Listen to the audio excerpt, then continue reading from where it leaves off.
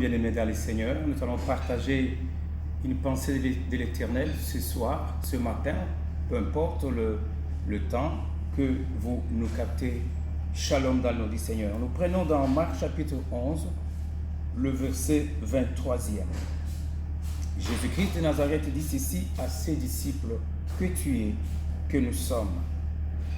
Je vous le dis en vérité, si quelqu'un dit à cette montagne, ôte-toi de là et jette-toi dans la mer, et s'il ne doute point en son cœur, mais croit que ce qu'il dit arrive, il le verra s'accomplir.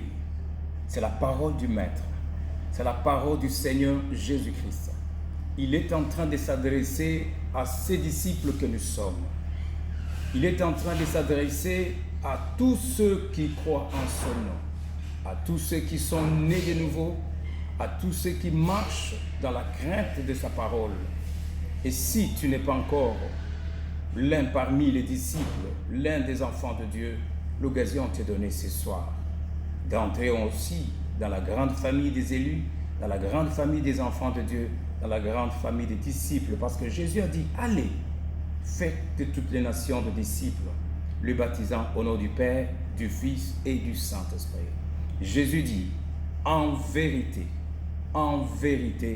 je te le dis, si tu dis à une montagne, à cette montagne, il précise la montagne. Je ne sais pas quel type de montagne tu as, mon frère. En cette période où le monde entier est fouetté, subjugué, dérangé, secoué par la pandémie appelée Covid-19, si cela est ta montagne, tu peux dire à cette montagne: ôte-toi de là, jette-toi dans la mer. Mais aux côtés de Covid, ça peut être une autre situation,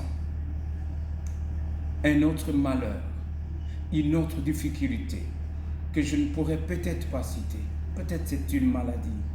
Peut-être que tu es en train d'avoir des douleurs d'enfantement. Peut-être que tu as des problèmes de tout genre au travail. Par la foi, au nom de Jésus, adresse-toi à cette montagne. Jette-toi dans la mer. Et si tu crois, tu verras la gloire de Dieu. Shalom. Que Dieu vous bénisse.